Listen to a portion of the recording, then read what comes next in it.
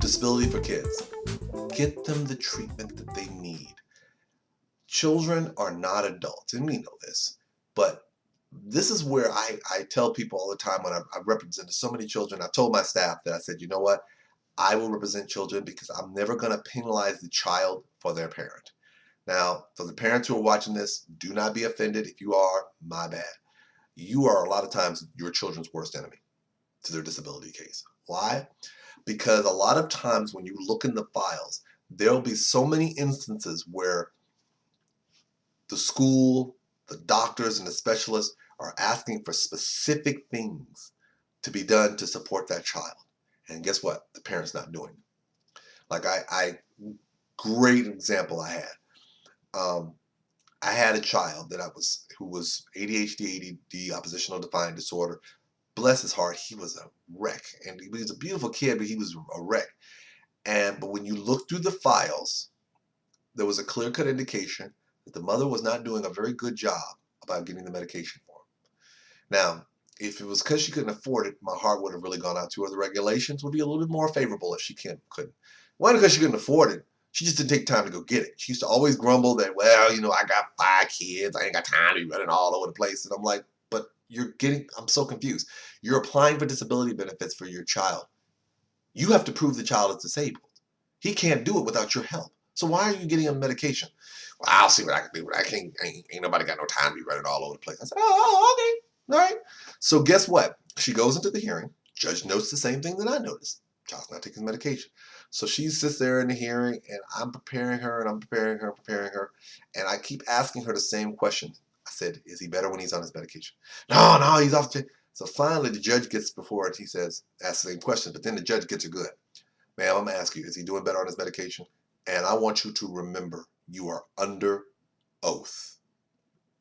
She heard those magical words, and she's like, well, yeah, actually, he does much better, but it's when he's not on his medication. And so as soon as she said that, I didn't do anything. I just sat there. But in my heart, I was like, it's okay. So we walk out the door, and of course, I get the magical question that most representatives are like trying to get their brains together how to answer without being offensive. How do we do? And I'm sitting here the whole time going, and so I told her very nicely, I said, listen to me when I'm saying this. You had 2 problems. 1, you weren't going to get him the treatment he needed.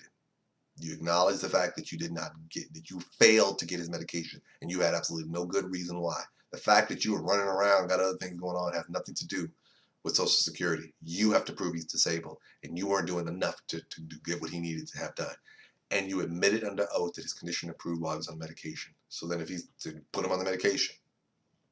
So there's no way for the judge to know if the child's condition is still disabled because 1, you're not doing what you're supposed to do, and by your own admission, he does better when he's on meds. And she just kind of sat there. So you think we're going to win? I said, probably not. Sure enough, that was one of the fastest denials I'd ever gotten. And so when she came to me, I told her, I said, you're going to continue to have the same problem until you to modify your behavior in terms of him, which she did. I don't know if she got benefits for him later because I didn't represent him anymore after that point because, if the person's not going to be compliant with doing what they need to do, there's nothing I can do to help them. But I say this to say this because she is not a bad parent, but I've had parents where I've had to literally school them and say, listen, I need you not to have this laid back, like laissez-faire attitude that, you know what, my child is off the chain because of whatever reason, and you're not doing the things that the school and their counselors or their doctors are saying.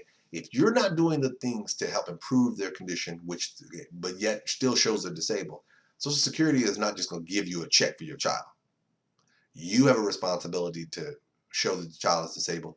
Get the child the treatment that they need. So this way you can show that the child is still disabled. More importantly, if the treatment that the child gets or the things that they need will improve their situation, wouldn't you want to do that to begin with? Focus on that, less on the check.